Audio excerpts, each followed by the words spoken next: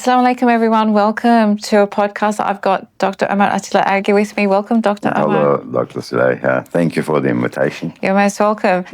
I want to delve into the topic of dua not being accepted. I find this to be as something that many people struggle with, where they will say, I made dua, but it did not get accepted. Does Allah subhanahu wa ta'ala accept all our du'as? What are your thoughts? And I'll contribute my thoughts as well as you talk. Yes, of course. Well, we know from the Quran, maybe first we should begin with this. We know from the Quran that Allah subhanahu wa ta'ala answers all du'as. But answering something and accepting something is a different thing. Sometimes people confuse the two. All du'as are answered. There's no doubt about that. Supplications, we should say also in English, but it doesn't mean they're all accepted. However, for a believer, the first thing that we should understand, dua is a form of worship. It is not really done to actually obtain something. It should be done with the intention of pleasing Allah. It should be done with the intention of a worship. And if we need something, yes, we can ask for it too, as long as it's legit. Yeah, but that's a good point you made. It's an act of worship because when you're making dua, you're acknowledging that Allah is all-powerful and He has the ability to address your needs or see your needs.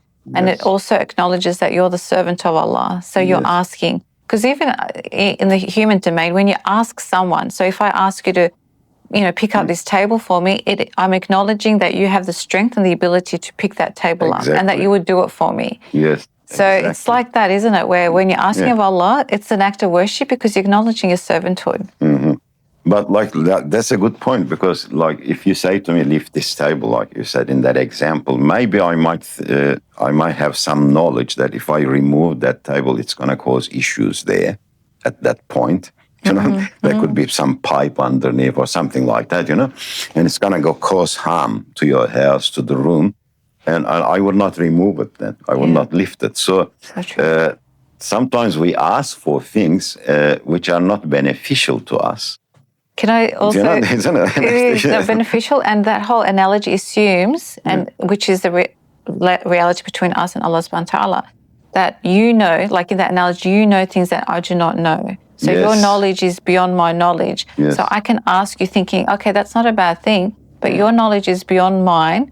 Or in the case of dua, Allah subhanahu wa ta'ala's knowledge is, He's all-knowing, al-alim. He knows things that we do not know. He knows all parameters.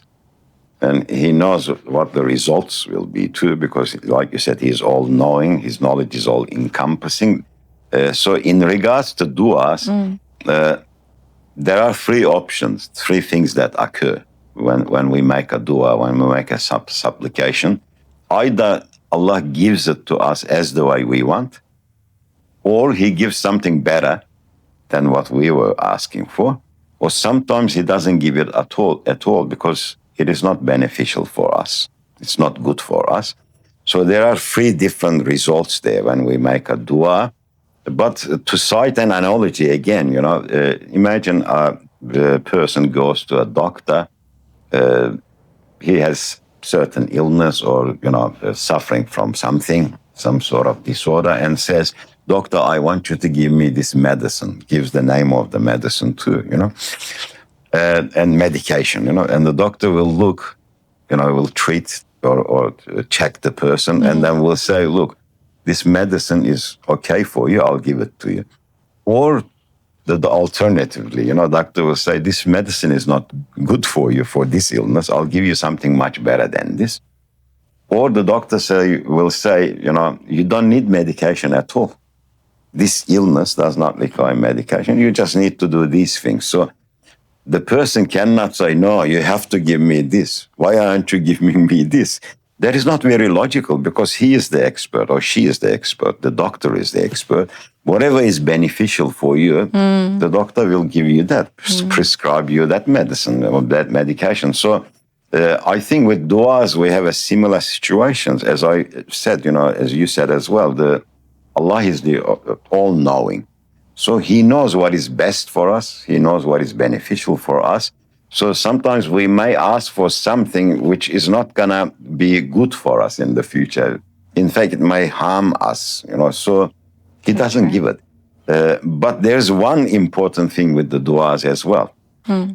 Sometimes when supplications and du'as are not accepted, not given to us, we shouldn't think that, Allah is not thinking about us, or he doesn't want to give us what we want, because no dua goes to waste.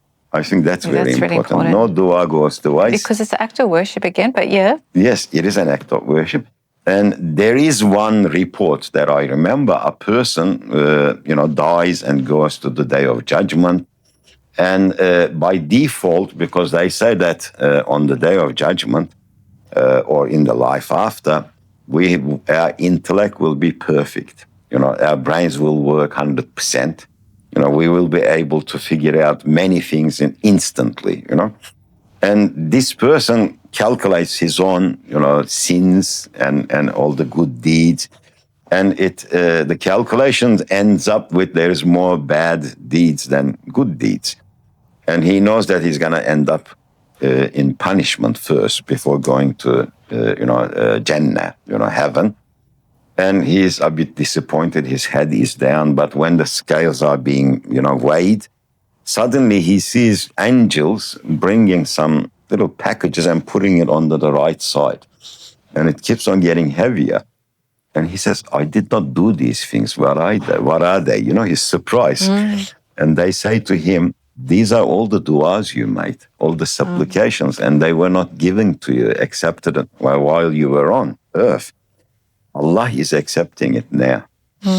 So no dua goes to waste. We should look at it that way as well. So when you look at it from that way, yes, we want things for this life, but this life is temporary. In a way, there's a lot of, good, if I can put it that way. If you made 20 du'as today, say, and none of them you got exactly what you want, and the fact that you're going to get them all in the afterlife, probably in the afterlife will be like, Alhamdulillah that I've got it now. Lucky I didn't get it. Then. So there's this, it's an incentive to make more dua for a lot of things. Yes. But also you're not disheartened if it doesn't happen. One, you trust that Allah is wise and in his wisdom he didn't give it to you. But then also there's the plus that you will get something in the afterlife. Another thing, maybe another point there, which is very important. Human beings like rushing. Yes. We are always in haste. We want everything straight away, immediately. But the very interesting thing is when it comes to good things, we want them straight away. When it comes to, some sort of a punishment or something, we want to delay it as much as we can. I use this humorous analogy for this again, like if I were to walk up to someone and say, look, I'll give you two choices, I can write a check for you or give you $10,000 right now. Or if you're patient, I will come back in 3 years' time and give you $100,000.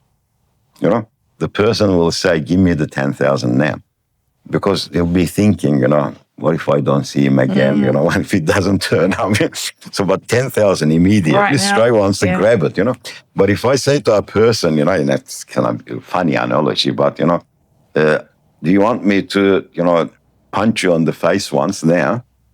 Or 3 years later, I will come back and hit you on the head with a piece of wood, 4x2 or something.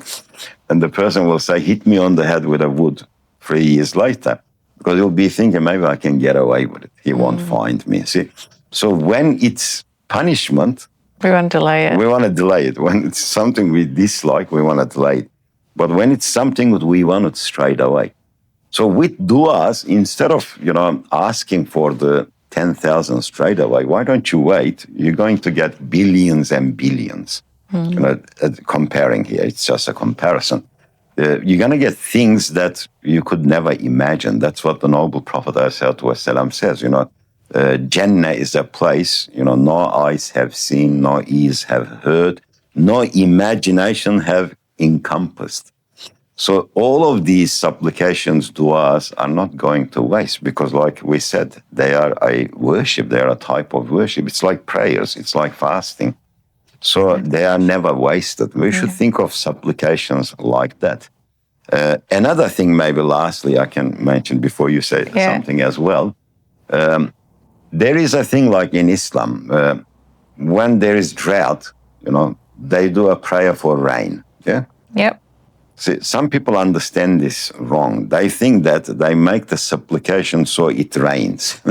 No, actually, the reality is time of drought is the time for that prayer, for that dua. That's what it really means. Your dua is not to make it rain. Yes, we want Allah to give us rain, but it signifies the time for that prayer. Just like the daily 5 prayers has certain specific times, certain duas have certain specific times as well. When you get ill, you make dua for shifa. When there's no rain, you make dua for that. When you have an issue, you make when dua there's eclipse, there's a dua. When this happens, there's a dua. So they're duas for particular specific times. So it kind of, it changes the way we think of dua. It's more like something is happening, so you make dua, you connect to Allah because of that particular situation. Yes. So that's really powerful. I also think sometimes, we can be upset if a dua is not accepted, but there's probably so many duas we've made where later on we're glad that they weren't accepted as well. Yes. And this shows Allah's wisdom, I suppose, because at that moment we might be emotionally driven and we really want something to happen. Like there could be a job I really want and I don't get it, but I made a lot of dua for it. Yes. And, I look back, say 5 years later, I think, alhamdulillah, I didn't get that, job because I see what it was. It wasn't going to turn out. But there are also duas, usually that Allah subhanahu wa ta'ala accepts most of the duas, but He doesn't give it straight away. He conceals it because life is a test. We're going through an imtihan. If we ask for something and it just happens straight away magically, you know what I mean? The test is broken. But sometimes we ask for something. I realized that throughout my life, it's always given, but it's delayed. It's given later on. At its own time. 2 years, 3 years, 5 years passes. Suddenly, you remember, I made dua for this some years ago, and it's being given now. So that is the mystery that covers His kudra with His hikmah, wisdom. So His wisdom, sort of veils His kudra. So we don't see His kudra, His power directly. Otherwise, there's no reason for testing. True. And another element, I want to go back to that doctor's analogy you gave about, he gives, another possible scenario might be the medicine, you are beyond medicine, as in, like, I'm not going to give you medicine, but you need surgery, say. That's another And in that situation, if you trust in the doctor's knowledge, you'll be like, wow, he knew that if I just took tablets, it wasn't going to fix it, but I actually need a surgery. But if you don't trust in that doctor's knowledge and the wisdom, you might think, he wants to cut me up. He wants to be a butcher with me. So it's amazing how, our perspective of the situation and accepting the knowledge and the wisdom can make a huge difference to how we evaluate the situation. Exactly. So if I'm going through still challenging times, despite making dua for them to be eased, it could be, well, Allah wants me to spiritually grow. He wants me to realize certain things, and that may be why He didn't answer my prayers. So we have to, I think, start thinking more flexibly like that, rather than I want this now and, now only. Yes. We've got to try to understand the wisdom behind things, because we don't see the wisdom. Sometimes, we think a certain suffering happening there. When you said surgery, that reminded me of something. Someone might have a gangrene on their finger, and then the finger is surgically removed. This may seem like, I think, a suffering, an evil to us, but in reality, they're trying to save the arm. So that there is wisdom behind it there. So I think, like you said, we make the du'as, we make the supplications. Sometimes things don't go the way we want. We are being tested, but there may be a much, much greater wisdom behind it. We may be earning many, many spiritual rewards because of that. Yeah. So just to wrap up that, then we earn a lot of spiritual rewards, potentially because of what we're going through, and because each, like you were saying, each dua is an act of worship. So there's reward in that in itself. So that's a real incentive for us to keep making dua in all circumstances, and inshallah continue that and make it a part of our everyday life, really. That's the main thing. I think that's the good point you made, because Allah loves du'as.